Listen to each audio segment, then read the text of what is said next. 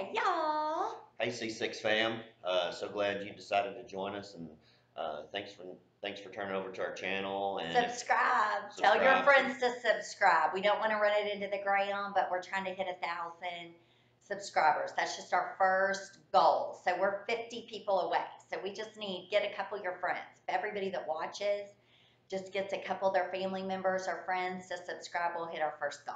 Yeah, and follow us on Instagram, Real Life with the Copelands, and we also have Facebook, which our Facebook is Kimberly, Sha, Copeland. I guess they can find us on Facebook that way. Yeah, that's the best way. So welcome. Today we're going to keep it a little bit shorter, but just want to kind of continue on. If you haven't watched my story before Sha, Fancy Before Sha, it's in 2 parts. I'm a little more long-winded than him.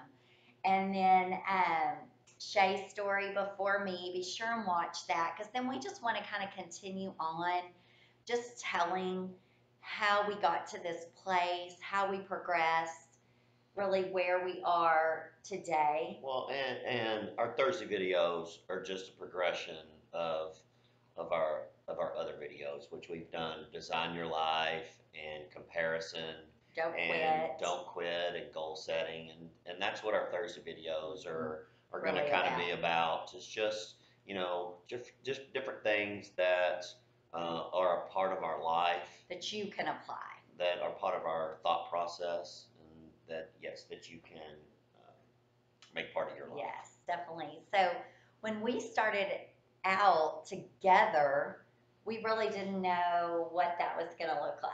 And, we were just in love, and I was like, I can live in a tent for all I care.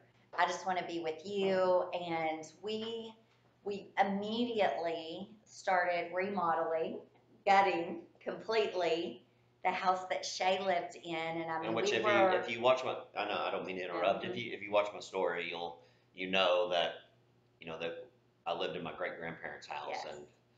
and it's an old ranch it's house, a cool house, an old ranch house, and there's been some additions done to it. So can you just imagine all the walls were basically that wood paneling, and I mean it was just an old house. Was it green shag carpet? Oh no! It was like bright.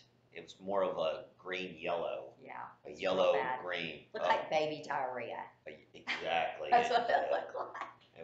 And what's crazy is when I pulled that carpet up, and actually I did it before. No, not in the game room. You had pulled some of it up. No, Waverly. Yeah. In the game room, I'm talking about all through the living room. Yeah. But I pulled. Y'all can't even imagine the dirt, and it was awful. But we had the same thing. But there were actually awesome, real hardwood floors underneath. Yeah, they were pretty. So, but then we added hardwood. We did hardwood floors, yes. And we just really made it ours. Don't you think? Absolutely. Well, we painted all the walls. We did it. Yeah, we did hire one of our good friends. Actually, did a lot of the trim work, and Al did amazing. I mean, he did. Yeah. Great. He did. Stuff in our house. We put in new windows and tore down walls, and that was awesome. In which I think that we're gonna touch on today. Who's in your huddle? And what's so funny is that the guy that did our remodeling, that man was in my huddle. Yeah. And he's a special guy to me, part of my life, and somebody that I met through competing in team ropings and stuff. So it was kind of cool. What was neat when we were redoing the house, and this guy that was older than us, but I loved Al. The kids loved Al. His wife Karen is absolutely amazing. And we were around him every day. You were, and I got to really know him and his wife, but also see Sha through an older person that knew you's eyes. And that was kind of cool early on, because he had so much respect and love for Sha and had known Sha for a long time, and I think was kind of shocked that Shay was settling down, and so that was kind of fun. So we went through that process as we were redoing this house, and you know what? A lot of stuff comes with that, but we never fought. A lot of people say if you do a remodel together, you'll know if you can stick it out. But we liked all the same stuff. We never fought about one thing. We wanted everything the same. Well, just to go, That's because what's weird. the house we're in, we remodeled, we pretty much gutted it too. We've never And fought. we've never fought about Mm-mm. paint or tiles or We like. flooring I or what. know. We really, which We're is both easy, but which you know is what weird. our Remember when? contractor here said? David told us. He said, "Y'all are the easiest people I've ever worked with." Well, we're good. We'll. We're I mean, just we'll. easy. I mean, We'll make it honestly, this has been a couple times. We love floors and decor. I mean, we'll literally go in there and spend 8 hours just going up We and do. down the aisles and getting our thoughts right. And We sound like nerds. just a nice little Saturday. Do some Home Depot. We do like it. We have fun doing that. Yeah, Don't we really do. Yeah. So we had a lot of back then. It was just Lowe's and Home Depot. We did a little floors and decor way back, but we had a lot of fun. And you designed like this incredible closet for me. Remember that? Did Oh, we yeah. have that on? That was like an add-on. Wasn't Actually, it? that Yeah. was no, that was my workout room. Remember? I'm It was trying to. it was my workout room. He designed me this huge closet. Like, I mean, it's like way better than my closet here. Way better. I mean, and with this, him and Al, y'all designed this thing in the middle for my shoes. I mean, they were just, I felt like a queen. That was a good closet. That was a great closet. So, all this being said, I know we're kind of talking a little bit about this, but we really started to figure out early on what we wanted our huddle to look like. And Well, and I just want to, I never really thought about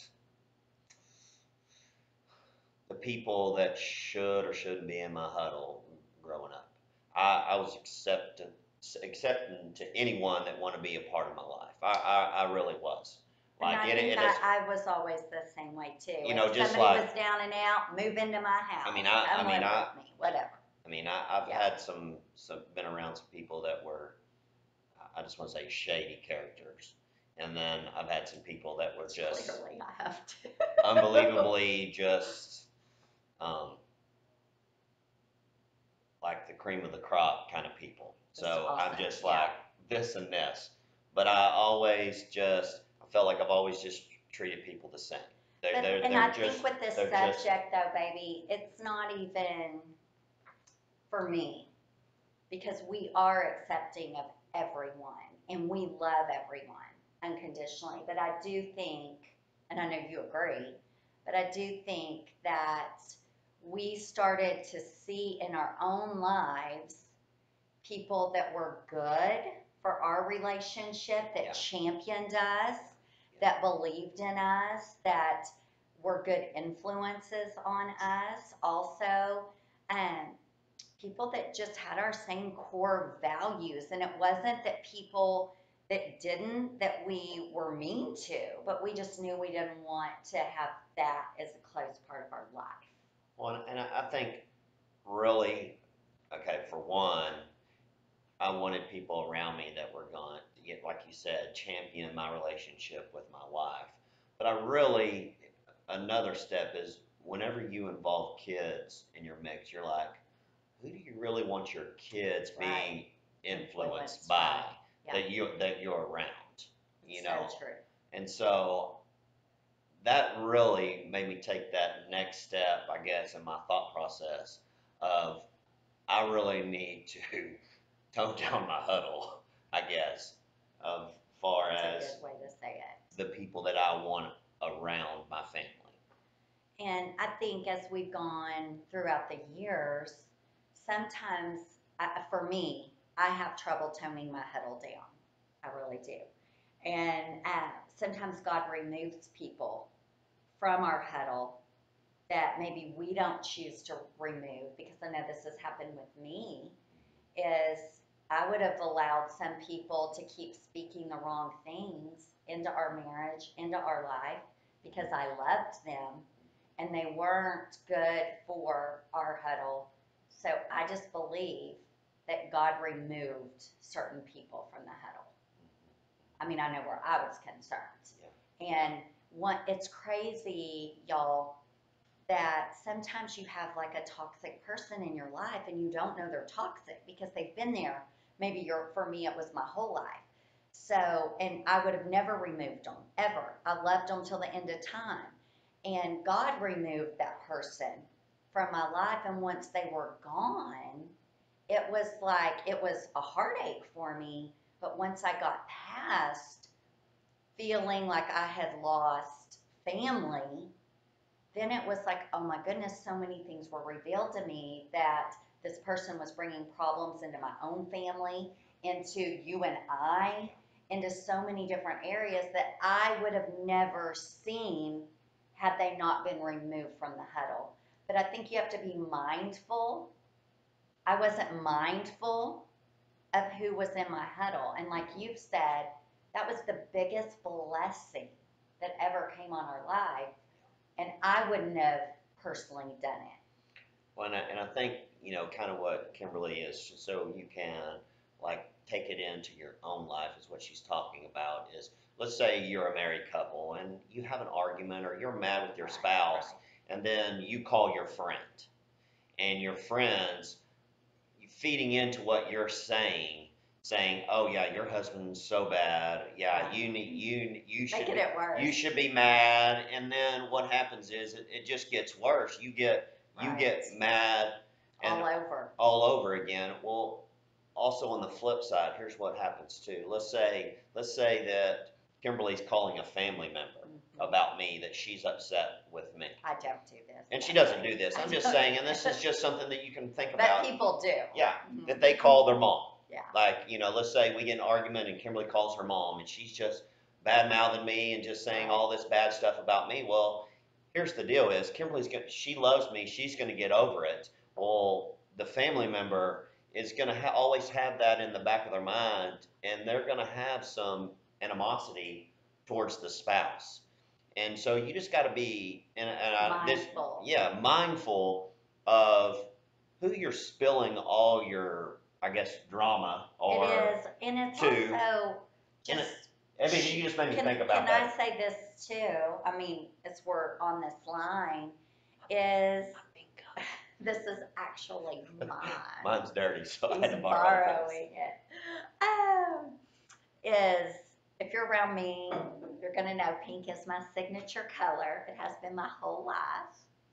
And so if you like me, you're gonna have to be around some pink. I'm good with pink. Because since I was a little, my room was pink from the time I was born. At first, not by choice, but then I don't know if my mom just beat it into my head that I was going to love pink, but I do love pink. My room was pink my whole life. I wanted everything pink, pink, pink, pink. Red's my color. I know, he's red. I'm pink. So the kids go, Maverik used to be green. He said his color was green. So sugar's blue. We're off subject. Okay. Anyway, shiny ball. So here's what happens, I think, when you're doing that, or you've got somebody that's close to you that you're like, maybe it's even wise counsel. You can get too much if you're constantly having a problem and you're revisiting it, re-talking about it. Because what I found in my own life is when Shay and I were newly married and we were working through different things, whatever that may be, when I had someone that I called and vented and she was, oh, he's awful, he's this, he's that, whatever, with me, it made the situation go from here to here. And then we were having bigger issues than they needed to be. So I think it's just being mindful. Number one, who you're allowing to speak into your life. If someone is not championing your relationship, that's not a good person to be seeking counsel from. But then secondly, is not going with every little nitpicky thing, even if it is wise counsel. You're focusing on the wrong things. If you are constantly, and I'm speaking from total experience, if you are constantly finding something to have someone to call and vent about, and you're going to make small things bigger things by doing that. And so, really, I think early on, where our huddle was concerned, we both had some unhealthy huddles, and we both had some great huddles. And so, then I think as a married couple, we had to get in and figure out what our huddle was going to be and how we wanted, like Shay said, who was going to be around our kids, who was going to influence us, because you know you are influenced by the people you hang around, period. And you do become, my mom has said this since I was a little girl, you become like the 5 people you spend the most time with. And so I just got super intentional, it's that word again, is super intentional about who my huddle was. If my huddle was all for Shay and I, if my huddle was championing what my dreams were also would tell me when I messed up. One of my dear friends, she will tell me when I'm dead wrong, and I may not like it, but we're still going to talk. And I think when you have the right people in your huddle, you can say the hard things and get past it. When they're not the right people in your huddle, if you tell them something and they run and don't want to be around you anymore because you spoke it like, hey, this isn't okay, they don't need to be in your huddle. Well, and I think as you said that, yeah, when you said that, if someone is truly in your huddle and they say something back to you that you don't like, you don't get offended. You're able to accept what they're saying to you if they're giving you good advice. That absolutely, and I think. Well, and I want to say just with any. No, go ahead. With any person that you're in relationship with, if they are your true friends, whether it be family, because you can be friends with family or just be family with family. Look how awesome this statue is, and every time I see it, I think about my own life and who I let in my huddle. C6 fam, we've been letting you in our huddle. I want to be friends with my family as well. I want them to be my family of choice and my family of origin. But here's the thing, if you can't have a hard conversation with someone and say like, hey, I may not agree with you, but we can still be friends, and they can't move past it, hey, they don't need to be in your huddle. That's how I feel. That's right. No, I agree. Absolutely. Did you want to? Well, and I just want to, men and women are so different. I can't recall of a time in our history that I've ever vented to anyone about her and I, or any problems, or anything that's ever happened. Because I'm so perfect, there's nothing to vent. That's right. I mean, and that's just, and I feel like that's most men. I mean, there's a very small percentage that really share their problems, their feelings, a very small. And I'm part of the bigger percent that doesn't share, that doesn't talk. And I think, and concerned where men's huddles are concerned is maybe making bad choices. Mm-hmm. Not necessarily giving bad advice per se, but they aid into the bad choices and just kind of. Well, they're mad at their wives, so they go out with their friends. Exactly. So, it might be, I made an early choice, and this was modeled in my family the wrong way to do marriage, I believe, is, they went out and they fought and went out. They fought and went out, and the drinking and things like that. And I had decided when I was going to be married and have a family, I was not going to do that.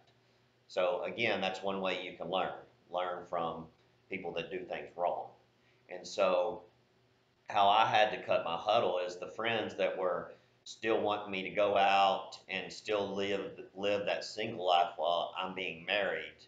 Well, and they weren't accepting of my new life choices, I guess, is they just kind of remove themselves, I guess, per se, is, you know, I had to decide, well, that's really not a friend that I need in my life that's trying to make me make bad choices.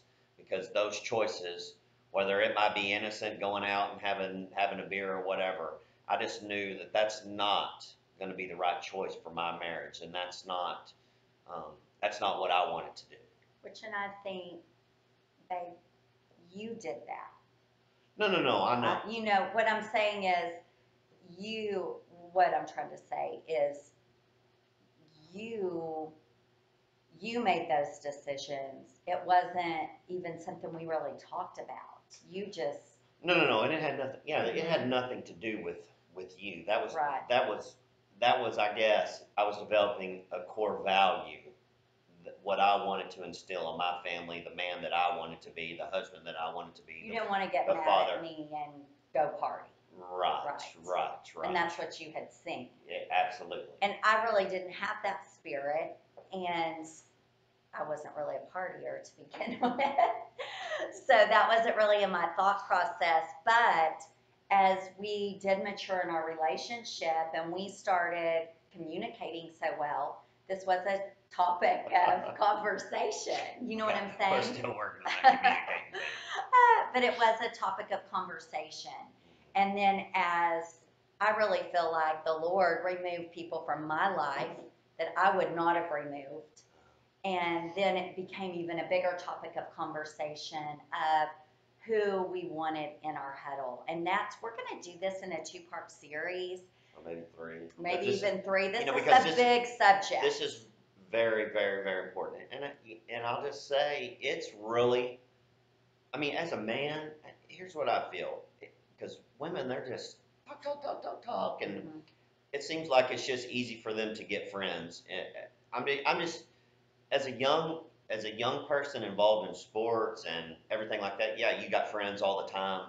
Well, as you're older and you have families and jobs and all this, it's really the guy bonding time is really limited, and it's tough. It's still important. I mean, but it's tough to find the good friends that, you know, champion your life, I guess. You know what I'm saying? And it's a tough thing people for with good values.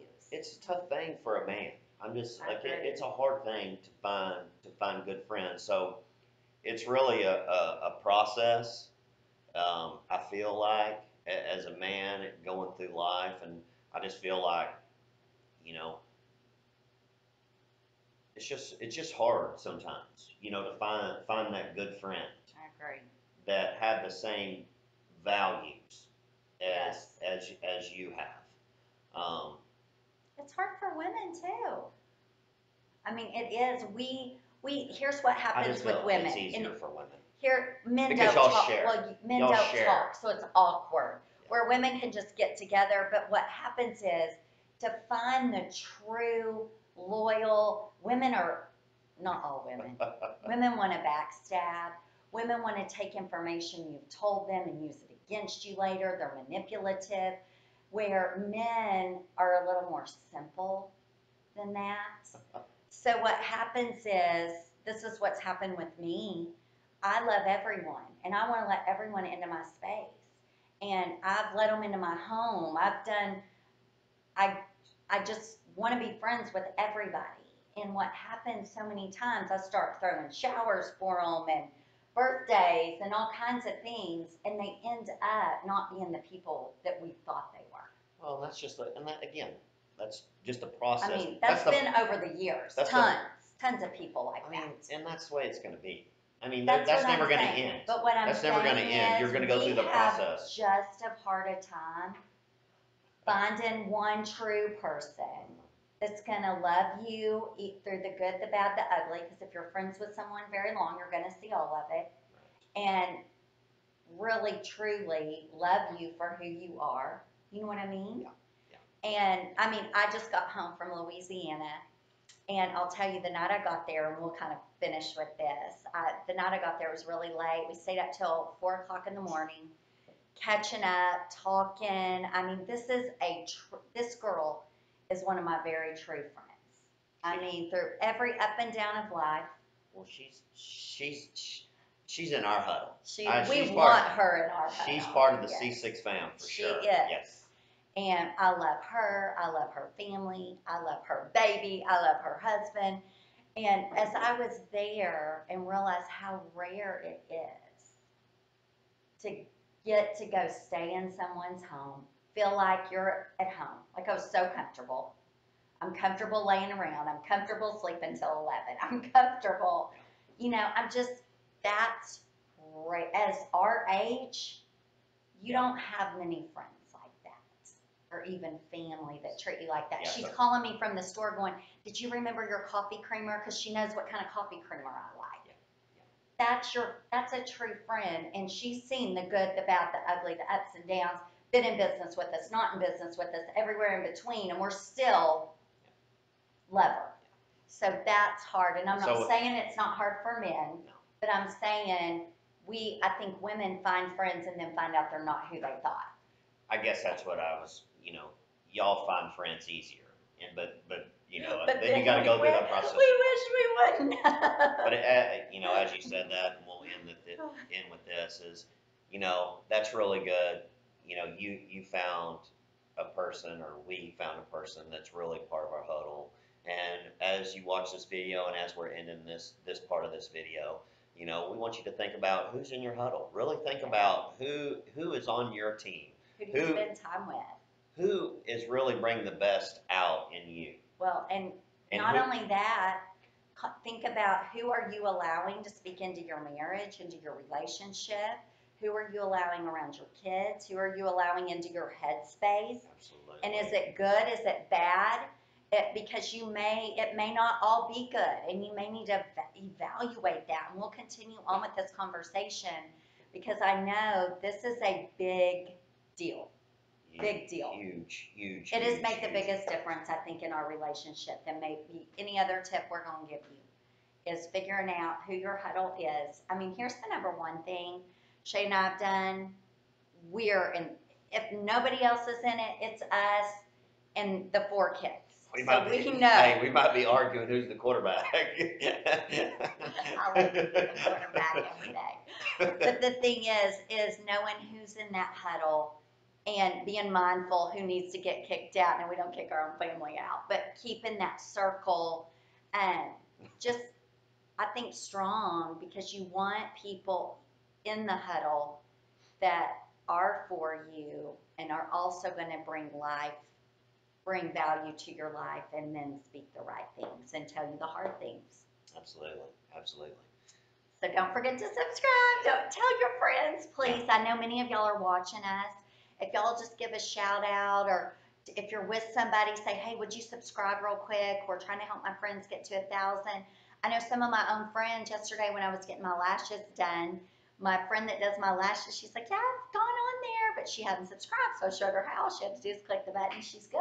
So yeah. So I mean, there's our brand C6 should be at the bottom of this video. All you have to do is just click on it and hit subscribe. Yeah. So, but we appreciate you watching, and don't forget our weekly vlogs. We hope we didn't say anything to offend you. Don't be offended. Don't live in offense. Just don't. So if you don't agree, it's okay. Yeah, it's okay. It's okay. Everyone has their own opinions. That's good. These are ours. These are ours. Yeah, exactly. But our weekly vlogs on Sunday, you get to kind of see how we do live throughout the week. I got to give a shout out. Look at my cute mug.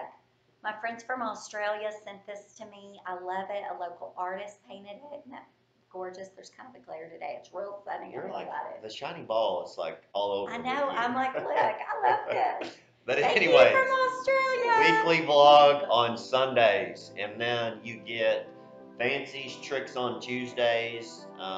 So far, my chicken enchiladas are amazing. So far, it's just been her cooking. Her cooking's amazing. So I don't know. Maybe one day I'll get the trick. I don't know what it is. So all right. We're just in a real good mood today. Love you guys. Love you, C6 fam. When I've been gone and I come back, everyone's so happy I'm home because they're starving. That's not true. Yeah, Walker was messaging me the whole time. When did you get back? I'm so hungry. I'm so hungry. But you were messaging me that you missed me. I was, but you're talking about food. No one went hungry. No, I'm not saying you get good food. I'm just saying they need me here to have really